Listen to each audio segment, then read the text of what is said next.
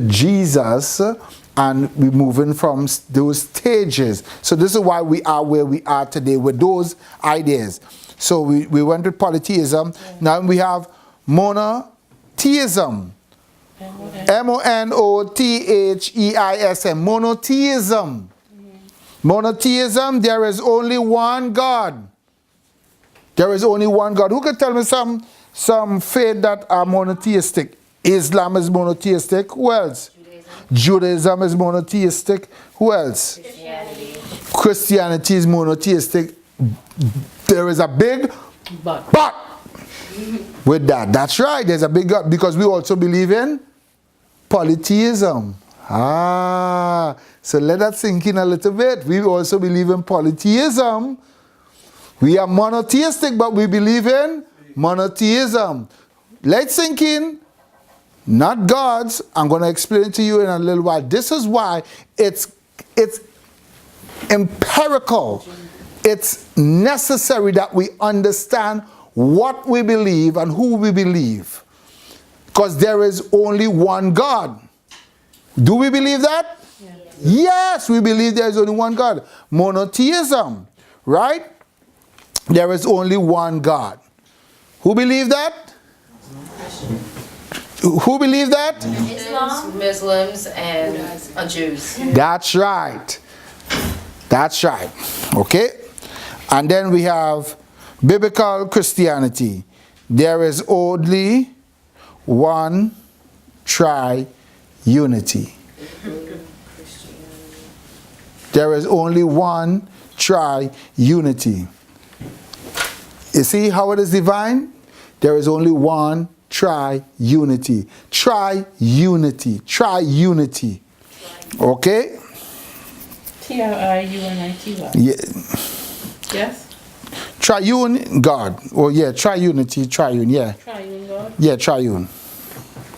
There's only one triune. Yes. Okay. So now, with those classification that I give you guys, with atheism, there is no God. Pantheism, panentheism. Pantheism, God is all. Panentheism, God is in all. Deism, God is distant. He's a distant creator. Finite Godism, there is a God, but he's limited. Polytheism, there are many gods. Monotheism, there is one God, and what's that? So pantheism is God is all, or God is in all. Pantheism is God. Pantheism, yes. God is all. Oh. Panentheism, God is in all. that's right. The in all. So the N is the in. That's right. So now, you see, in all, so meaning God is in all. And God is all, meaning everything is God. So when you speak to people, people will give you those type of what? Ideas and concept. So now, this basic foundation of a worldview, every single person walk with those ideas. How they believe they came here and they exist is how they're going to what? Communicate with you. So now, they're going to communicate with us based upon their worldview. So now, always remember, you see, I love this diagram, right?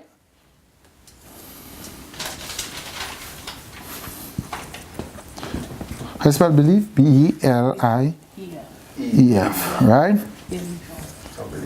Value, A-L-U-E, and action. Oh, forgive me, no. Listen, my brain is going on a lock, and simple words I wouldn't be able to spell. So you have to forgive me.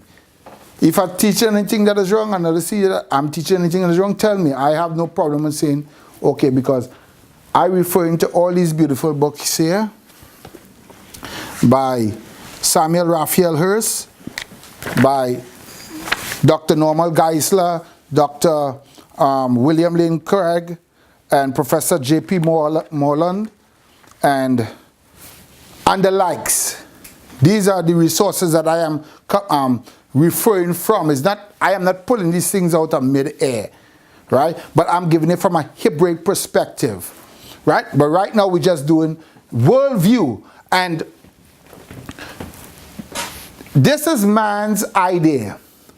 And man's idea is like a pyramid. All you see on top of a man's idea are what? Actions, right? And that is a small something. This here is like on top of the water. This is what they call an iceberg. Right? This is an iceberg. And where the weight of the iceberg does be? On the bottom of the water. So how would you be able to know what is beneath the water? You gotta have some sort of communication in order to know what is beneath. What is beneath? Deep beneath. Belief system. Then values, and then action. People never act out what they don't. What they don't believe. That's right. People always act on their values. And their values come from their belief. So you see that structure in itself. So what we ought to do as apologists and as shamarans, I'm trying to come up with a word for us. Yes, listeners, shamaras. Listeners. Shama. Shama. Shama means to listen. Shama, right? That means to listen. Shema means to listen. That means to listen. So this is what we do here at Reason and Truth. What we do, we shama. We shama. See, it's short, shama. It means to what? Stop. Shama. And what you're doing, you're listening. How do you listen? You always ask, what is this? If you see this, what does it look like? It look like a fish hook, right? Right? A pineal gland. Right? Pineal gland, that's right. That is what it destroy. But we want to come like that. And this fish hook, this hook is what we're sending down here.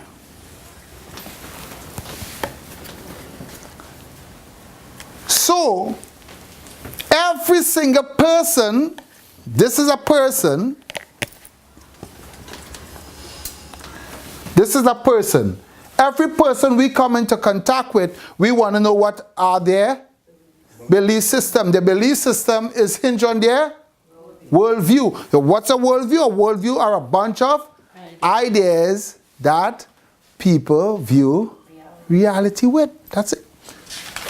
So now, their actions are going to tell you what they believe. So if somebody, simple one, if somebody smoking cigarette, drinking, just smoking cigarette and drinking, what type of belief system they have? That they can smoke and drink and do what they want. Naturalistic. Or transcendental. It can be either. It could be anything. It can be either. Yeah. You see? So could you come to a conclusion with that? No. That is what? Judgments. No. Somebody smoking and drinking. Is that doing anything to this? No. What is that? What would you classify that as? Action.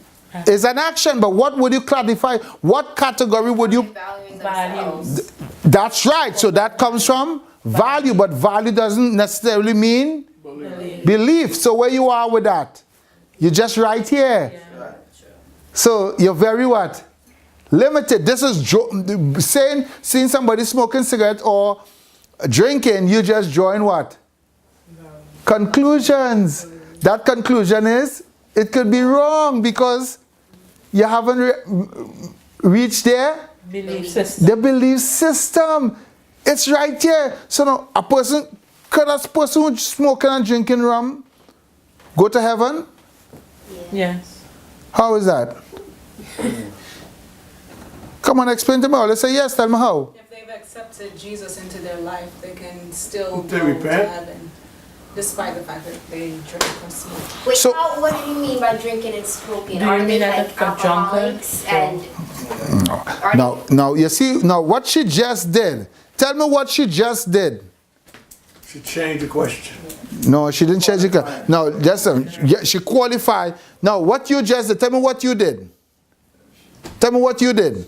What I did, Yeah.